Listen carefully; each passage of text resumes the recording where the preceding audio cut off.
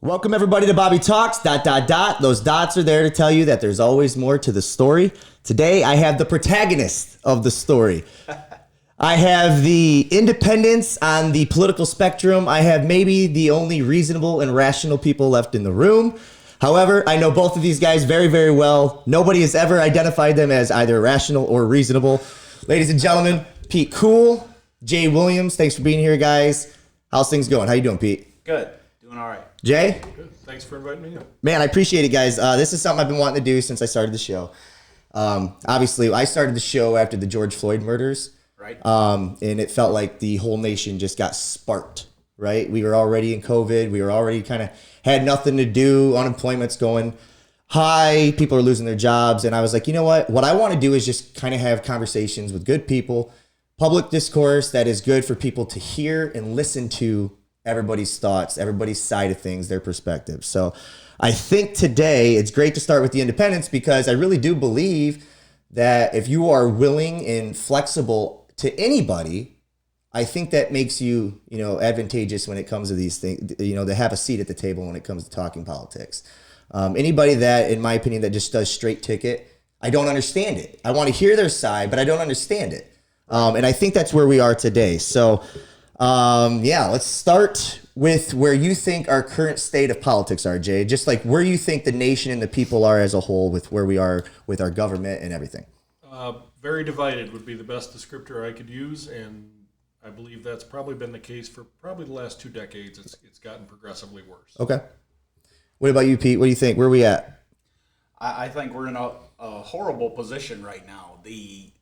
Everything's come to be about the two parties and which side you fall on. And like you say, most of us who choose to be independent, it's because we fall one way on some issues and one way on other issues. And that there is no representation that truly speaks to us. And I think if our forefathers could see what's going on now, they'd all pick up a gun and head to Washington and start over. It's horrible. That's you say something though, like when you mentioned there's not anything that's truly representatious of us. My question is that since we're all so different, even the 3 people in this room, we all claim to be like I'm a new independent because I'm 33 years old. When I growing up, I was enamored with Obama and that whole movie. I thought he sounded different, looked different from just the things that I look in people. I look for intelligence. Right. I look for cool, calm demeanor. The policy is one thing, but just starting with character there, I was like, in those 2 cases, that's just what I identify with. So I felt, since I agreed with the man for most of the policies, not everything, and I liked his approach and style to leadership, I said, I must be a Democrat, right? I'm new to this world. I must be a Democrat. Right. So you ride that wave. Well, in the last 4 years, I really feel like the Democratic Party has, sold themselves out. They kind of lost their way to what I thought they were. And maybe I had to reevaluate and say, you know what? I don't belong to a team here. I am an independent. I'll vote for who I think is the best candidate because I believe that I'm a little bit red, a little bit blue.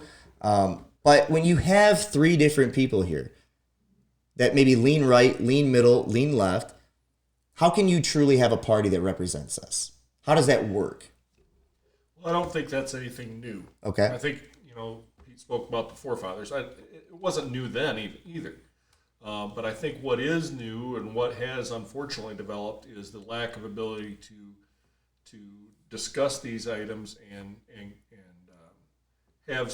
find some common ground to keep moving forward. Compromise seems to be lost. Is key, and if we're going to be a successful republic, we can't lose that. We have to have that ability to find a middle ground and move forward and progress the country.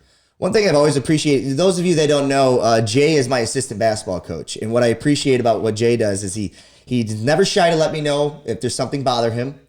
He'll do it in the right way. He doesn't call me out in front of the other coaches or the players. He knocks on my door. Hey, I got to get this off my chest. I just want you to know I feel this is wrong, or I'd like to see us do something differently. We have a discussion about it. And after that's done, we make a decision together. We go forward.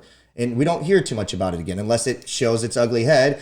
And he still doesn't sit there and say, I told you so. We just say, hey, we knew this could be a byproduct. So I've always appreciated that about you. And it's one of the reasons that, when Mark Long left, I was like, you know what? I want you around. I trust you with everything I got. So what do you think about that idea of where we are? Well, George Washington famously said that political parties would be the downfall of our republic. Yeah, it's a famous quote from George Washington, and the reason is because political parties are not about helping the individuals or helping people. They're about power. And so, we've channeled ourselves into two groups that control all the power, and they're always seeking more power. I've heard people say, if you don't like it, vote for Joe Jorgensen of the Libertarians. The problem is that I feel that's wasted because they haven't garnered enough power. Credibility, enough power yet. Right. You might as well not vote, in my opinion, unfortunately, because these two parties have cornered everything. Not to, some people think this person is crazy, but to quote Jesse Ventura, he called them the Democrips and the Republicans. Yeah. Because they're like two gangs. Yeah. And they control all the territory, and they want it that way. And it's consolidated for power. So the question is then, and this is what I wrote. I've only wrote 3 things down because I know we're going to talk on so much that we'll just go, if we know this to be true, you just said it yourself. I feel like if I vote for Joe Jorgensen, the Libertarian Party, that feels like a wasted vote. If we continue down the rabbit hole ourselves as the people, how can we change it? Aren't we held responsible for where we inevitably are? It can still be changed within the basically two-party system that we have, but not by voting straight ticket. Not by saying, I'm going to vote Democrat, whether it's the world is ending because of it. You have to pick candidates from whichever party that represent your points of view and have the country's interest at heart and not the party's interest. And we all have a series of non-negotiables within our value system that we will not vote for somebody if they represent this issue or that issue. But there are individuals on both sides of the aisle that don't necessarily follow the party line that can fit voters that are on the opposite side of that. And everybody has, a lot of people, I think, are Democratic or Republican based on a single issue. A single issue, yes. Too many people are single issue voters. And if that is your most important issue, you will ride that party that you feel best represents that issue, irregardless of whether or not you agree with them on other issues. Back to those non-negotiables. Right. Yeah. And it ends up, again, just being all about power. They've consolidated the power in two groups, and now they're just, going back and forth on a teeter-totter. So when we were growing up, I guess, let's just talk about these politicians right now, especially when we consider the lifers, right? Joe Biden's been a lifer. Hillary Clinton was a lifer. Trump is not a lifer. He's somebody that's new to the political world. When you talk about, let's just talk about the lifers. When you get into becoming a politician, maybe if you come from a famous name in the field, like the Kennedys, if you grew up and you inherited the power, it was already there. I would say that most of these people, though, in my opinion, don't you feel that most of these people, when they start off at just their local representative, trying to go for the mayor, what were you? I was Morenci. on city council. City council in Morenci for a short period because my job changed on me and I couldn't make meetings and I had to resign. But you were a city council because you wanted to have a part of change in Morenci. You were a part of the school board of Waldron because you wanted to have a voice and you felt like you might bring some good ideas to the school of Waldron. Those are making change at that public level. There's no way at that time. It's fair to say that you guys were not considering power, right? So what I think happens is that when you get to this big national stage, you end up making these deals that you never foresaw yourself doing. And I just have a hard time saying that all these people are malicious people, but we talk about them so maliciously as if every decision they make is only for this idea of continuing the party's power. Am I wrong? Are there a few bad apples, or are there more bad apples in the political spectrum than there not? I think that our political system and what's going on in our government now, and the fact that so many, you see so many who go into politics, like Joe Biden, for instance, not saying he did this, but who see the fact that they go into these parties for 40 years and they come out millionaires, okay, on a salary of a couple $100,000 a year. Bernie Sanders talks about that a lot. Yeah. He hates so, that. Yeah. So how is that happening? There's a movie, an Eddie Murphy movie that a lot of people may not remember. One of his smaller ones that didn't go so big. I think it's called The Distinguished Gentleman. Yeah. Okay. Yeah. Where he finds out he has the name of a politician, so he uses that to get in To his likeliness, run, yeah. just because he wants to get in on the graft and corruption. He's a con man when he does it, and I think that that's not that far from the truth. You know, if there our system is rampant with stories of, you know, the graft and corruption that goes on in large areas and small areas. And I do think way too many people get into it for that. Not to say there aren't good ones, there are. But there's also those who like, hey, man, I can get in here and get, you know, a free ride and an easy way. And because it's not just stories, it's documented. You look at the worth of these individuals, and it's grown well in excess of what they possibly could have grown it through public service. Do you think that's easy? Do you think that's something that can be said about any position of power? Any paid professional position of power? And where I want to go with this is, I don't want to go spend too much time on this, but just police officers. Okay, I try to make this comparison to politicians, police officers, that I think there's more good politicians than there are bad. You know, they just get in the media eye and all these things you see. And if you're on one side or the other, you think everything the other side does is evil. I think there's more good cops than there are bad cops. But could you argue that some cops get into that profession or that field for this, you know, having power over people and, you know? I think so. I think it, you know, we're all human beings. And obviously, as we've seen in the news and things, there are bad cops. It happens. There are obviously, in my opinion, also many, many more good cops who get into this for the right reasons. But, you know, power corrupts. It's a fact. It's been a fact since, you know, going back in history, as many hundreds of thousands of years as you want to go back to Roman empires, to power corrupts. And it doesn't matter what level. We see it in coaching. Yeah. There are coaches that are coaching because it's their ego on the line, not betterment of the kids. How do we keep that in check? I don't know that you can. Don't know that you can. And as voters, I think the only way we can is to try to vote for people we don't think are going to do that. You know, it's interesting. We put in these term limits on candidates for power, so power can't go too far. But political parties don't have term limits. You know what I mean? It's because they're ideologies. So in the case of the U.S. government, you know, we don't have those term limits in place. That otherwise, Joe Biden wouldn't be serving 47 years or whoever. Right. And I actually don't agree with term limits. To be honest, You think there should be none? None. Wouldn't that harness the more? Well, not if I think that the solution would be for the American voter to educate themselves better and quit voting on knee-jerk. You know, you look at the debates, you look at these ads. If you choose to vote based on a 30-second ad you've seen on TV, if you're voting on emotion instead of intelligence and your own research, not what CNN tells you, not what Fox tells you, not what any of them tell you, you got to look this stuff up for yourself. Right. And if you don't take the time to do that and educate yourself and formulate your own opinion, then you don't need to be voting. And that's the key. We're preyed upon because of that. Yeah. Because most of the populace doesn't do that. If you look at the debates, there's no content there. They're looking for snippets. Oh, clickbait. Yeah. That's all it is. It's a soundbite. You could look at, it doesn't matter if the presidential debate or the vice presidential debate, there wasn't content in that whole period of time. Mm-hmm. It was finger pointing and looking for that little clickbait. But look where it's gotten, right? I mean, that's why I still write down American people responsible ?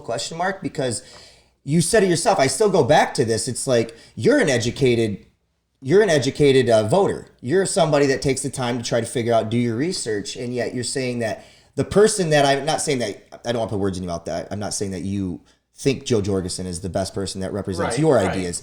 But like if they were, you fall prey to this trap sometime of, am I wasting my vote because I feel so strongly about one evil over the other that's actually going to win this election? That is a problem. If we're saying that we're going to put our values and what we believe to the side so that I can get one evil out, it's just going to continue that pattern, I believe, of, you know, distrust in the system, distrust in the people. When we were talking about, you talk about finger wagging that whole time, and 90 minutes of content, or 90 minutes of what was supposed to be content, I don't know what content we got.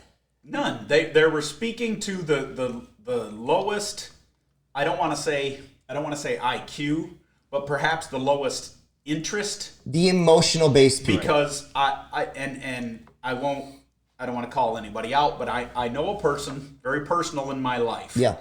who is not interested in politics, finds it the most boring thing in the world, doesn't want to hear it because that's all you get is this, you know, these clickbait ideas. You're not hearing substance. Right. But I got them to watch the debate the other night, and the ideas they had from the debate are, I had to explain a lot of the backstory Because going back months and months and months, and explain why this is a lie and this is a lie. And while it sounded good in the debate, if you look at the history and the truth, you can see where this is a lie and that's a lie, and who's just trying to sell you a bill of goods.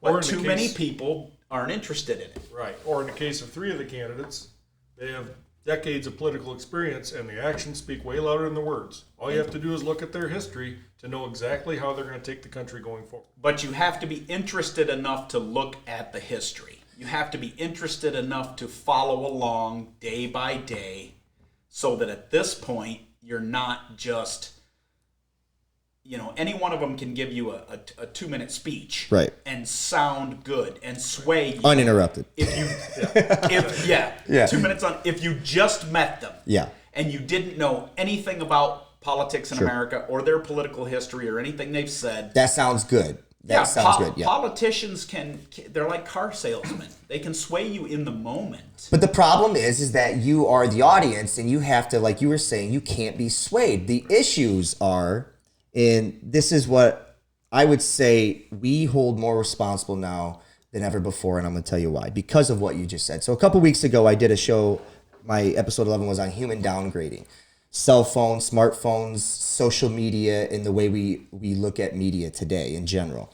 And one of the issues, you talked about truth, Pete, is what is that anymore? There used to be a time when I was growing up, maybe I was ignorant to the fact, I don't know, but I remember like during, you know, Clinton and Bush and Gore and Bush and, you know, even to go as far as to say, I would say it lasted up until probably Obama and McCain, where we would get numbers from like the CBO, okay? Or we get something from the CDC or the WHO. And those were supposed to be like these systems that were put in place to give us truth.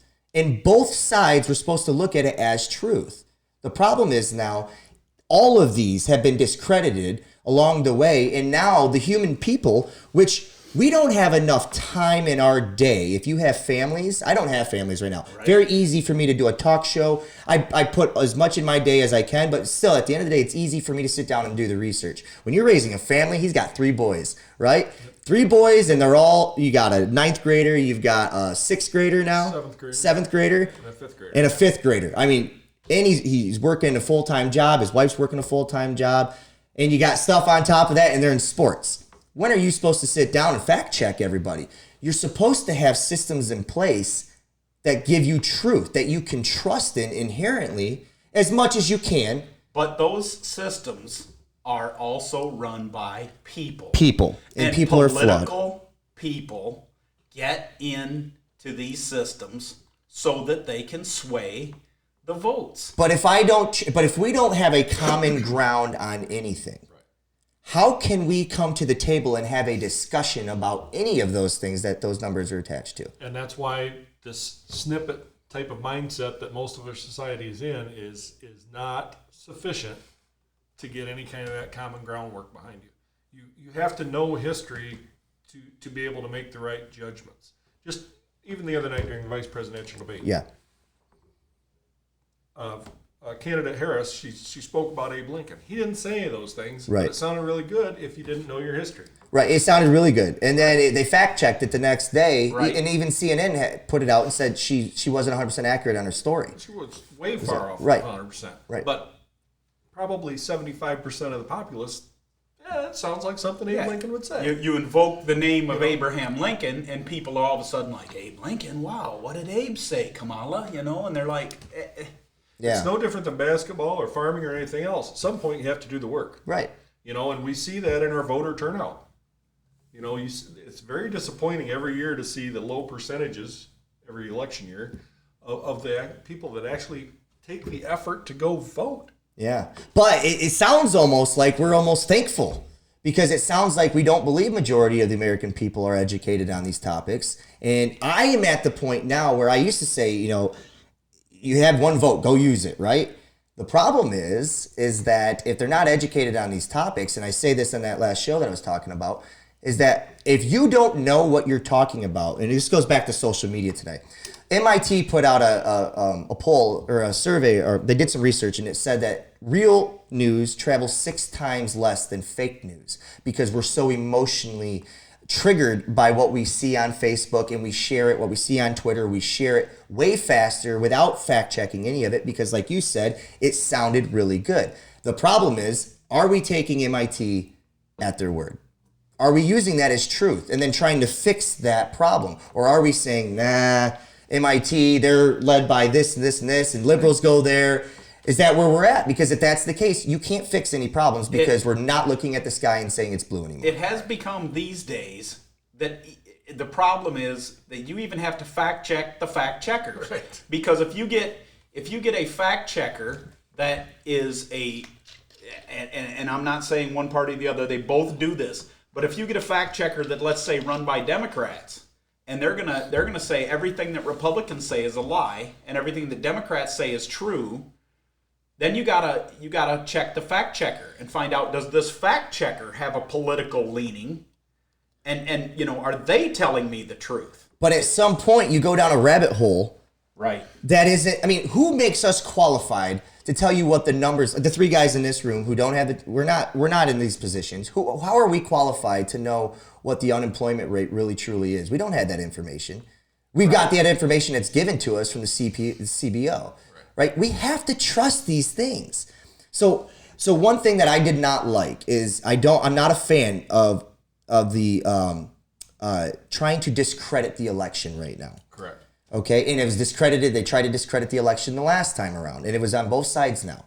Okay, I don't like the idea of saying mail-in voting could be bad. Now, it can be bad, but getting on a stage without saying that we've done this for years, without paying acknowledgement to that, it almost felt like when Trump was speaking on that, I was like, man, this is a dangerous precedent, it felt like to me, because it felt like he's saying he didn't acknowledge what we've been mail-in voting for a long time. We've been doing this for a while. Each state has their own requirements, and that makes it tricky.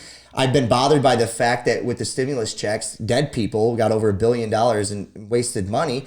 That makes me nervous that we can't do mail-in voting the right way. But what needs to be said is we've been doing this for a long time. We're more sophisticated with it than ever before. However, these are the things we worry about. Why can't we speak that way? Why do we have to fearmonger everybody out of doing things? Because if we discredit the elections, then you will have real uprising in this country. Well, 2020 is a whole year based on fear. Right. And you're fooling yourself if you don't think political animals have used this virus and everything else going on to stoke that fear, especially in the world of voting. Yeah. And there's so many contradictions with it. You can stand in line as long as you're 6 feet apart with a mask on at the store, but you can't do it to vote. And you're encouraging people one way or another. And I think that's different than presenting the options. You can vote absentee, you can vote by mail, or you can vote in person, and leave it at that. When a party or a group of individuals is encouraging somebody to vote a certain way, right, that lends itself to that distrust. Right.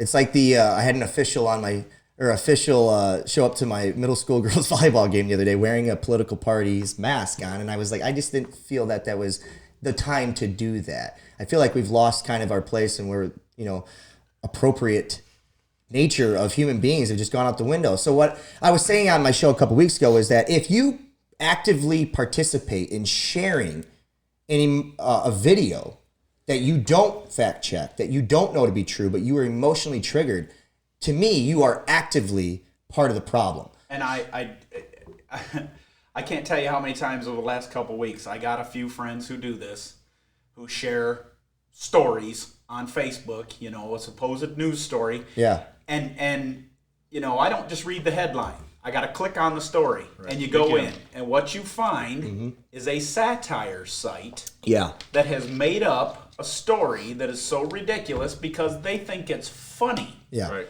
But if you don't look at the source, like we just said, you got to fact check the fact checkers. Yeah.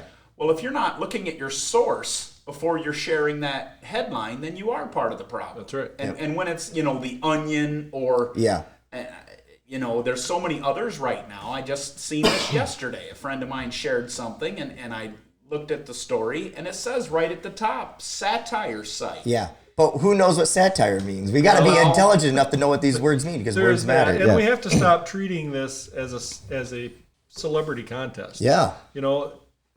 I go back to my childhood, and you didn't see,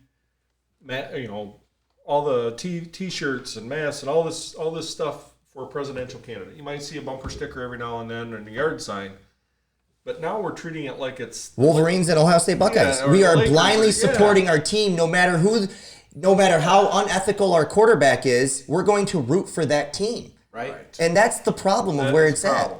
We have, Here's what I want to do. We've got about a few minutes before we hit this first break. What I'd like to do is give you each 40 seconds. Just tell me what are some of the non-negotiables that you have. Just tell me what are a few of your non-negotiables. For me, economy is a non-negotiable, abortion's a non-negotiable, and our ability to protect our country and put our country's interest first is a non-negotiable. Okay. I would also say the economy. I think it's one of my biggest non-negotiables. I got to look at where I think the economy is going to go and what policies I think are going to direct the economy in the right direction. Sure. Abortion bothers me a lot because I don't think that anybody's listening to the rights of the child. Right. It's always, right. and no offense, women, I love you, but it's always, woman's right. Well, right. What about the child's right? Right. And that bothers me that we don't discuss that, and people who speak to that, also interest me. But the economy is without a good economy, you're in the tank. Sure. Okay. I want to touch base more on those after the break. I appreciate you guys being here. I think we got a good start. We kind of talked vague on just where we're at, the current status of the political environment. When we come back, I want to talk about intangibles of our leaders, what we look for, and then we'll kind of talk some more specific things and get kind of jump into Trump and Biden as we go. All right? Thanks, guys. See you on the other side. All right, welcome back, everybody, to Bobby Talks. You know what the dots are for. I'm sitting here with Pete Cool, Jay Williams, a couple guys that just know what they're talking about. We're sitting here discussing independents and where they kind of fall on the political spectrum. In the first part of the show, we've talked a lot about our current status of the political spectrum, and now we need to dive into some more specifics if we can. But before we get there, I want to know specifically about what are some of the intangibles, okay, the attributes that you look for in a leader, okay? Just like when you look at somebody, you're like, that guy's got it. He's got whatever I look for. That's it. What are they to you? What are some of those intangibles? It's their history of their actions. Okay. So I want to see how they've implemented whatever policy they're speaking of, or in the case of a businessman, what kind of business policies they've done. That speaks way more to me than the words. So if you have a new boss, or in the case of when you were working for the school board, and you have a gentleman that's applying for the principal position, and he's never been a principal before, how do you fact check those things? How do you get that prior knowledge on things that just the leaders that are in your everyday life? Right. Well, a lot of it, in a company or in a school, it's you can feel how that is. You can see how they interact with others. You can see how what they've done has impacted the business or the company and driven it. Okay. Sometimes in the case of your example, like the principal, it's difficult because they're coming from somewhere else. There's a limited amount of information you're going to get. If it's somebody that wants to get rid of them, they're probably not going to give you the whole scoop. Right. So that makes it quite difficult. Sure. What do you think? I try to look for the obvious things that people talk about, honesty, integrity, but it's so hard to find anymore. Yeah. I will say that I really like candidates that have a military history, because if you've been there, if you've done it, the kind of integrity that they try to drill into you. And obviously not everybody comes out with that. Sure. But, service to the country that they've previously done that didn't earn them anything. I look at people like Dan Crenshaw. I really like him. From Texas, yeah. His background and his history, I see some integrity there. But yeah, I look at a person's history, the background, and where they come from. You talk about career politicians. If that's what you got into and that's all you've done your whole life, that speaks to me as someone who's wanted to ride the road of, right, of all this. And with Trump, I look at, his past business. There's a lot of things in Trump's business history that are not very nice. And, so. And we can cut to that, Chase. I know that's where you were going with it. No, and history has a lot to do with it. Sure, it does. And unfortunately, and a lot of times, especially in the political world now, we're stuck with choosing the lesser of the two evils. And it's been that way my entire life. Well, I'm going to character or policy. That's where I'm leading up to. But what I was trying to get at is not necessarily at the candidate level. I just want to know, like, you used, the way he interacts with people or she interacts with people. You used honesty and integrity. I was going that route with, do these candidates that we currently have portray the things that you guys look for in people? Because if they don't, not in the least. So should none of us vote? Should none of us vote at all? I mean, you're never going to get the entire country to do that, so that's a scary message to send too. But how do you boycott this? I don't think that's the message you send, but that's where you have to fall back on more of the policies type stuff. Right. In the case of the last election, for me, it was pretty clear that Mrs. Clinton wasn't going to represent the policy values that I hold as far as where we're going to go as a country. And the odds were higher that Trump would. It could have easily turned the other way, but her track record showed me there is no way that I can, in good conscience, vote for this person, because I don't think, in my opinion, she had the best interest of the country in mind with her policies. Sure. And that brings me, that actually brings me to a point I was thinking about as I came here today. Because I the same way. I didn't know that much about Trump. I did not vote for Trump. I voted against Hillary Clinton. Sure. Because I felt that she was so, irresponsible, her history, everything else, things I know about her. You could go into it for an hour. But she had been corrupt already, where Right. Trump hadn't done that. Right. You wanted to give him a chance. So now you look at the way that you have to look at the policy. You have to look at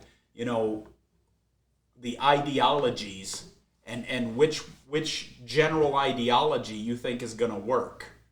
In my case, and in yours, like you talked about, for the economy. Do you think the ideology of the Democrats in general is going to work? Or do you think that the ideology of the Republicans is going to be better for the economy? I think what you just said lesser of two evils. is why people vote straight party ticket. Because you get to you're actually in the voting booth, and you only know the two names, and you look down and you're like, uh-oh, none of these other people were as on my TV as much as these other people were. I don't really know. I know Republicans seem to share the same ideologies as me, or the Democrats, so you're voting for those ideologies at the end of the day, and you're hoping that these people represent those ideologies. My issue is, and somebody said this to me the other day, and I thought it kind of summed up how I feel about character over policy. Okay. And there's two things I could go for. I think about, like, if you have a very successful business, okay, I take Washington Redskins, all right, now they're the Washington football team. That's a $1 billion evaluated value to that team. They're very successful when it comes to the business side of things. But you have all of these people that work for you that have their civil unrest in your work environment. You've got the head of HR is being switched out every 2 years because it's a nightmare for them, because they've spoken loudly about the problems within your own organization that is business wise is drastically successful, but the people that work for it are screaming at the top of their lungs that, hey, there needs to be changes within this. That's how I feel about character over policy, or policy over character. It's like, yeah, policy's winning, but within the own foundation is crumbling, and nobody seems to care because they don't know what to do about it. That's one example. Another example is from, I'm not going to give the show because the person that represented the show he's in jail right now. The Cosby Show, all right? Cosby Show. But one of the great things that I took from that was that he talked about, there was an episode where one of the girls were dating a new guy, and she didn't really give the family any information on the guy. And he says, you know what? Here's what you just did to us. What's your favorite food? And she explained mashed potatoes and steak and, corn on the cob. And he's like, great, you got all your trimmings and you got the gravy and it all looks good, except you put it on a trash can lid. The presentation is so awful, I can't eat it. Right. That's where I'm at with Trump right now. Well, and it's easy to argue. He makes it very easy to not like his character, Yeah. and to not like the way he wordsmiths, Yeah. and not like the way he just handles himself as a dignitary. Right. Certainly, if we had a better choice from that perspective, we would have picked somebody, if the policies lined up as well, with higher character in that area. I will qualify that, though, by saying, I worked 20 years in lending out in the general public, commercial and ag lending. The smoother the speaker, the more my little alarm bells went up, because I was deceived far more by smooth speakers than anybody that is blunt with their speech or maybe isn't the most articulate. Sure. And that's my argument to those who would say, well, we want somebody that's a smooth speaker like President Obama was. A smooth speaker's great, and we need that to some degree, especially when dealing in a global scale, but it's easy to be deceived by somebody like that. With Obama, I always felt he was one of the great orators of our time. Great speech maker. He was a great. Ronald Reagan, I thought, was a great speech maker. I thought of Martin Luther King, Kennedy. These are guys that were mesmerized to listen to. With that being said, I always thought there was, whether or not you didn't agree with his policy, do you believe that Obama cares about you as a human being? And that's a fundamental question of authenticity that I said, you know what? I would truly believe that even if you think his policy decisions that he made that might have went against you, do you believe that he put the time in to consider your side of things before he made that decision? And I always defend that man and say I believe he did. And to me, that's where character over policy always has to come first, in my opinion, because of those things, where I don't get the sense that Trump gives any empathy or apathy towards anybody on the other side. I'm not talking about an entire Republican Party. I'm just talking about that individual person. And since he represents that party, I feel, in the case of Biden versus Trump, Biden is at least going to give that consideration to the other side. I don't believe Nancy Pelosi does that. Right, but here becomes the question. And I've said this to a lot of people I've spoken with. In this election, after 4 years in the office, Donald Trump is beatable for all the reasons you described. Because he's abrasive, because he's not smooth, because of, you don't feel he's empathetic. He is beatable. But I feel that the Democrats have dropped a beautiful opportunity. Totally agree. For a man that left them such openings. Yeah. But by putting up, a guy who I just don't think has the chops, the history. I don't think he's with it anymore. His own, the gaffes are more than just gaffes. They show a clear, lack of mental cognition anymore. You haven't said anything I don't agree with. And so, like I said, the Democrats seriously dropped the ball with saying, okay, all we got to do is play on what everybody doesn't like about Trump. And the polls show that this time around. This election, you throw Biden out. Biden has nothing to do with this election. This election is vote for Trump or vote against Trump. Right. All the polls show it. People are not enthused about Biden. People that are voting for Biden aren't voting for Biden. They're voting against Trump. Right. So this entire election's about Trump. Right. And if they'd had a better candidate. Trump wouldn't have it any other way, though. Like, this is what he wants. But I would argue that clearly the opposition right now, the Democratic Party who's seeking the office, has done more to try to divide us in their efforts to try to capture this office than Trump has even dreamed of. And I would argue, too, that their leading candidate, Mr. Biden, was part of an administration that, while you felt included in that administration, a large percentage of the U.S. public did not, and feels like, if you look at the history, a lot of the divisiveness that we're struggling with today started during Obama's administration. So you say that, that. but you say that he won election twice. The second one was more overwhelmingly than the first one. I would argue that he won the popular vote and the electoral vote. So majority of the people that voted, opposition that he had. Exactly. There's a perfect example of where the Republican Party completely dropped the ball. Sure. They both do the same but thing. you don't think John McCain is a better candidate than Donald Trump? John McCain, for one thing, he ran as a Republican, but his actions didn't necessarily He was an line up independent. with that. And I think in that case, it cost him a lot of conservative voters. Sure, that's fair. And I also think his choice of VP. It was just about to say that. No doubt. The nail in John McCain's coffin was Sarah Palin. Totally agree. He did not make that pick himself. That pick was put upon him by his people, told him, you need to pick a woman, you need to pick a charismatic woman, but she didn't have the chops. She didn't have the knowledge, and she came across as that. And did you want to put her, I also, frankly, I'm not a fan of Kamala Harris. No. And I think that, Biden didn't pick her either. Right. Putting up a Biden against a vulnerable Trump at this time, it was a bad choice. And then adding in Kamala Harris, I think, is a worse choice. Why? Why do you think that? I mean, I agree with you that he didn't pick her. The party picked her. But why do you think she's not capable? It's an alienating stance. She is an alienator. You look at and I've looked into her history. You look at her history of what she's done in California politics.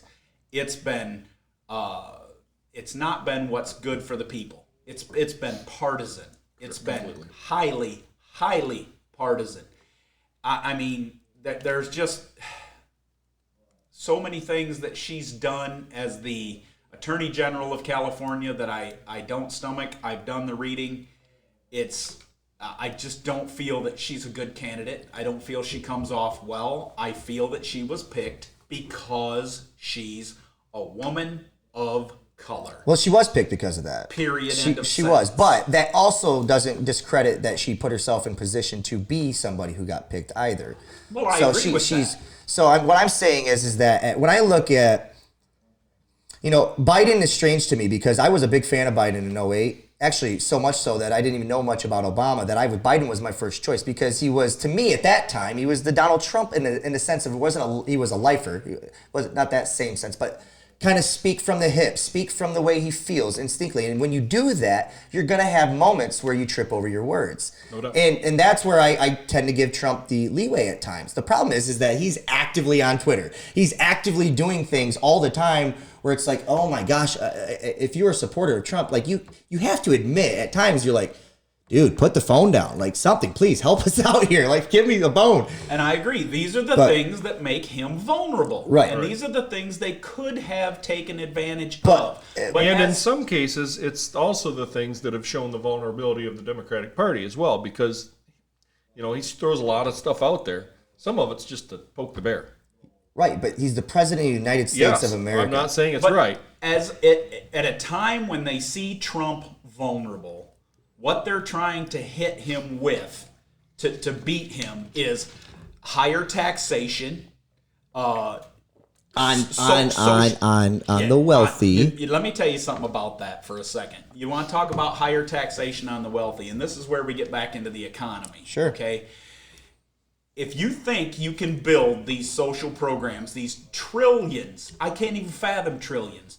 If you can build these trillions of dollars of programs by taxing rich corporations and rich people, then you've lost your mind. Because And you know what again- happens? The rich people can afford to leave. You know how many people in Hollywood don't even live here anymore? They've transferred themselves to Australia.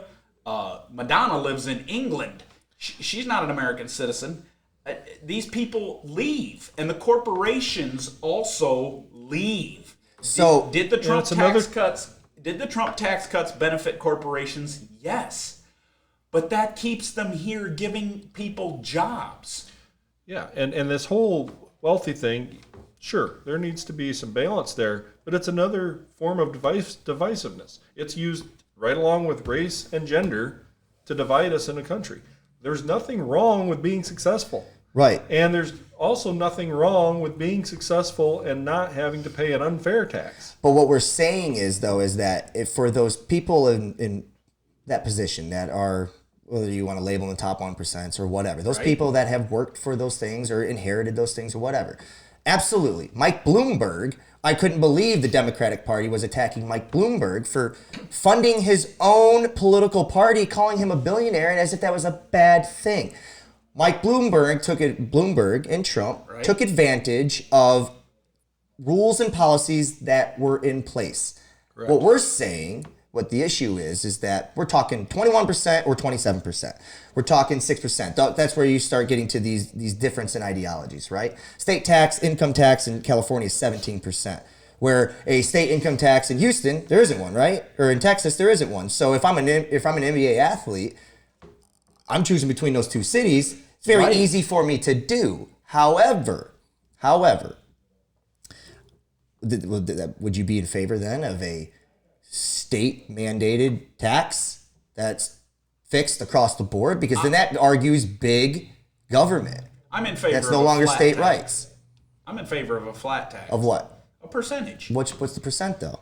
Well, that has to be discussed and decided upon. But look, But that I doesn't look at, mirror the percentage of good paying. Just because, all right, if you got wealthy individuals, poor individuals, middle class, there should be a mirror effect of those jobs that are available to those people. But there's not as many middle class jobs as there used to be. But yet we're still trying to have middle class people survive and if you prosper. And if you tax the job providers out of this country, there will be even less middle class jobs. And that's where the ideology difference is, because Right. what I'm saying to you is that it won't tax them out of the country. It does make them forced to a pay cut of something that they weren't used to and don't like. But because of that, they're looking to try to keep their bottom line where it was. You can't do this both ways. You can't have higher wages, higher taxes, and a less competitive environment and expect these companies to survive and stay and be able to hire people. It does not work. The companies that make over $400,000, absolutely. The companies that make under that, I totally agree with. Those are the small businesses that make $250 a year. Like you can't ask them that. You can't, which is why you can't have a flat tax rate. And that's another ideological problem because $400,000 is nothing. Right, it's an arbitrary It is number. nothing. It's an arbitrary number, but it's a placeholder. It's at least a place that you start. It's something you can visualize because you got to have something. You got to have something. That number used to be 250, and now it's up to 400,000. When you think you're gonna make all these taxes on all the rich, including the rich corporations, you're gonna take all this tax money and then you're gonna use it for all these social programs.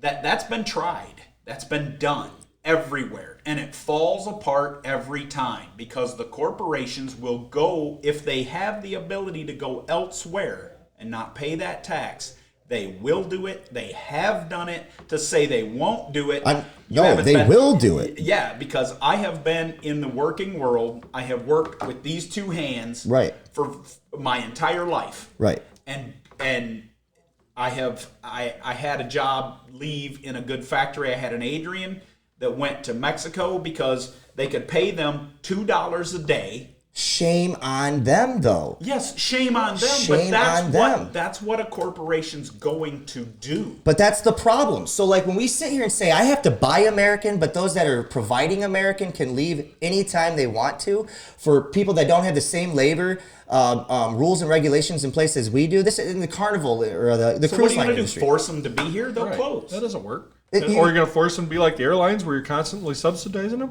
No, That but what doesn't work. no, you can't. You're right. But when we have to have, but what I'm saying to you is that it's not the tax that we're trying to do. It's the corporate greed that ultimately ends up making them leave. Well, who defines the greed? They do. If I make more than $2, is my greedy if you're only making 50 cents? I don't know, but if your corporation, I'll tell you what defines the greed. When people that are on pension plans end up losing those plans because the corporate greed didn't have the foresight to hold up to those contracts for the people that work very hard with their two hands to pay them the money that they were due after the fact. That happened in General Motors. That happened with Grandma or with Mom. Exactly. She did her job. She signed the contract, said, "I'll put 30 years in. You better pay me my pension every day for every day of my life until I die." And that's poor management, and their feet should be held to the fire. But that's because on the every- contracts they made in the courts. Sure. But you can't then say, okay, a company like General Motors. We're talking about my mother, Sure. your grandmother. Yes. And her pension. A company like that is all of a sudden not coming through on pension issues. Well, they're a big, huge corporation, so we're gonna solve Grandma's problem by taxing that company on money, and then taking that money and giving a social program to the elderly. That doesn't solve. And That doesn't solve Grandma's And problem. let's not ignore the other government issues that impact that. You said, well, that's not very good foresight, not very good business management. Right. Okay. So we have the business plan right now for these pensions, but all of a sudden Biden gets in and we have a higher tax rate. Right. You couldn't foresee that. You couldn't foresee Trump's tariff war and the Right. impact to the bottom line there. You couldn't see all these things. So it's not just a mismanagement thing. Government regulation, government policy Sure. also impacts their ability to pay those pensions Right. and to do all those things. You're far better off to create an environment where those companies can earn more, hire more, than you are to just jack the taxes up. Jeff Bezos, though, owns Amazon. All right. All we're saying is can't we have a representation where we have a country, okay, that takes care of their people? Now, I'm not talking about in the sense of if I don't work, I should get money. I'm talking about there's the jobs that are available do not mirror or reflect the people that are willing to work for those things. The middle class jobs are going away. Truck drivers, they're going to be automated here in 10 years. Right, and that's technology. Retail Fight that. is losing a war on technology. Yes. Andrew Yang talks about this all the time and talks about whether or not the American people should have a dividend given to them monthly. I don't like that because you've taken the purpose away from the American person. And when they don't have purpose every day, what goes up? Crime, depression, suicide. So Which is you- what we've seen with a lot of social programs Right. that we have now. I don't. And, So you take somebody like Bezos and you talk about how but he okay, pays a very small percentage of taxes. Yes. And he But creates his millions But and a very billions. large dollar amount. Sure. Absolutely. But if he has distribution centers in the United States, which he does a lot, he has some overseas too. I know he's big all over the world, and he is providing jobs that are paying income taxes, and it sucks that as the guy working in the warehouse, I have to pay the taxes when he don't. Right. But if you hit him for those taxes, he's got the money to leave Right. and leave me on welfare programs that you're then trying to tax him to Right. pay for, and he's gone. He's gone. And that's where It's- this is why I believe at times there needs to be government regulation, especially on these new technology jobs, because of that. It's I'm a not u- saying the tax is going to fix Grandma's problem. It's a utopic idea of trying to get this money from the people that have it, okay, trying to tax the rich to support and help the poorer people. That's a utopic idea Right. that is not reality. Sure. Right. And the reality, guess what? Reality sucks. Right. Reality often sucks. But And we always hear about leveling the playing field. You know what? Life isn't level. No. There are No, going it to be isn't. some that achieve, and there are going to be some that struggle. right. And I don't want to sound hard with that, but that's a fact. But a virus hit this year that nobody could have foreseen, that has impacted Trump's economy. right? It would have impacted anybody's Anybody's economy. economy that Sure. can't be held against him. Well, I disagree because I believe that all things under a leader are the leader's at discretion. It's how you rebound from that. Now, in the sense of Trump with this, okay, all the things that I think he's done when it comes to information given out the way he's done that, I think has just been piss poor. Did this start because of him? Absolutely. Or absolutely not. Okay, absolutely not. With that being said, okay, it's a reality that's taken place is that people are losing their jobs, right? Since they're losing their jobs, the guy that is living paycheck to paycheck, that we're saying, how are we protecting this person? What have we done in this country to protect this person so that he doesn't end up with suicide, depression, alcoholism? What have we done to make him? You have to have some level of social programs in place and efficiently so that we can protect the people that build up. The idea is great of Amazon. The idea is great, but you got to have all these millions of people that work for your company. You have to protect them. You know Here's the issue with those programs is getting them back off the program. I agree. It's real easy to get into But should those the program things, exist? But it's very, sure there should be Okay. support. But it can't be in perpetuity. I agree. It has to end at some point. And all too often, and unfortunately, we've created generations of this now, Yes. of dependence on all of our tax dollars. And that it's not sustainable. Yeah. It can't go, I don't care if you run to a 75% tax rate. It doesn't matter. You're Right. not going to be able to support that. Totally agree. I would ask, you say, what have we done to protect this person or help this person? What has this person done to protect themselves? Well, it's hard when you have. I agree. And look, you're talking to somebody who's done this his whole life. I've never made more than $100,000 a year. I worked 14 hours last night and got to bed and had 3 hours of sleep before I walked in here. Sure. Okay, this is the life I live. Driving a truck to get out there and make these deliveries and get this done and try to support my family. Right. And the thing is, if that falls, and I don't have a ton of money in the bank. I live paycheck to paycheck, Right. more or less. I have a few weeks in my savings account, if the crap hits the fan. But you know what's going to happen? I'm not going to turn to a government, social program if You I'm won't gonna collect go out there- unemployment. You won't collect it. Yeah, because I have paid into Right. the system at this point. But there's other things that come from that. But I'm also not going to just sit around and wait. I'm going to go out and I'm going to mow a lawn, dig a ditch, paint a house for somebody who still does have money. I'll do whatever I have to do. And too many people nowadays don't do that. And they sit and wait for the social program. Okay. And if you take that back to our prior discussion about control, you're a fool if you think that those type of social programs aren't about getting political control as well. Sure. It's definitely been used as a chess piece for sure. So, hey guys, listen, I would love to talk more. I want to wrap this up because we're going to lose it. Pete, I appreciate you being here, especially on 3 hours sleep. You're my uncle. I love you. I appreciate the decorum. Jay, I know you come from Waldron. Not an easy trip. 35, 40-minute drive. I do it every day. I appreciate you guys being here.